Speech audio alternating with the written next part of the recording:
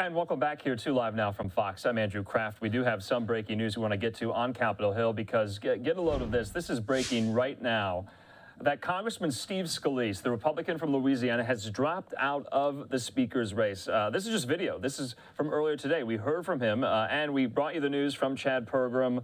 There was going to be this meeting of the House Republican Conference convening at 7:30 Eastern. Well, that meeting just wrapped up, and that was the news out of that meeting. That was the conclusion of that meeting. We're learning from Kelly Ferris, Fox Capitol Hill producer, that Congressman Diaz-Balart, the Republican from Florida, just left that GOP meeting and said Scalise just withdrew from the Speaker's race in the closed meeting. Now, this was a closed-door meeting. We didn't have cameras inside. Thankfully, we have reporters there in Capitol Hill with all the latest. I want to put this tweet up as well from our friend Cami Mondo at the Washington Examiner. We spoke with her just last night at this very time, saying Scalise drops speakership bid. On to next steps.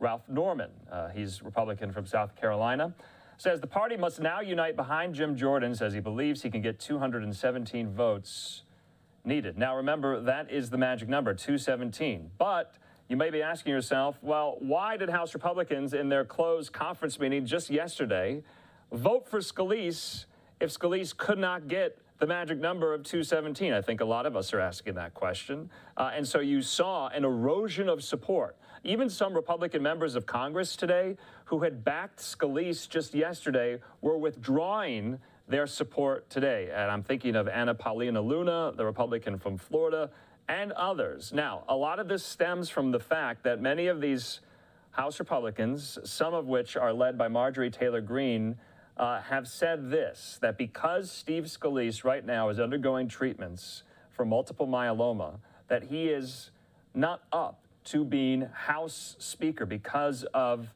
his current condition. Now, Scalise has said this is manageable. His treatment is going well, and he can do the job. And so you're seeing all of these kind of political dynamics play out there on Capitol Hill. And so the Speaker fight just got a wrench thrown into it in the last 10 to 15 minutes or so. We're going to be monitoring this, but this is some major breaking news. So now it seems like we can anticipate that more of these holdouts will coalesce around Congressman Jim Jordan, the Republican from Ohio. Now, remember, former President Donald Trump endorsed Jim Jordan, and just yesterday, Jordan coming up short. Jordan even going so far yesterday saying he would endorse Steve Scalise as well.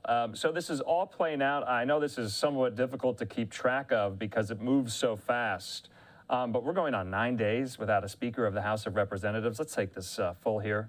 And so some are arguing, critics are saying that this is hamstringing the U.S. House's ability to pass a resolution condemning what happened in Israel by Hamas. Also, supplemental funding for packages going to military aid for Israel, for Ukraine, for the southern border, what have you. So, like I said, the Speaker fight now drags on. And remember, because Scalise was voted among his peers 113 to 99 just yesterday, we were expecting possibly a full vote on the House floor about this tonight. No longer. That's not happening. And so we'll be continuing to track this story throughout the evening here, in addition, because this was quite the development, and we'll see whether or not some of these Republican members of Congress come on camera.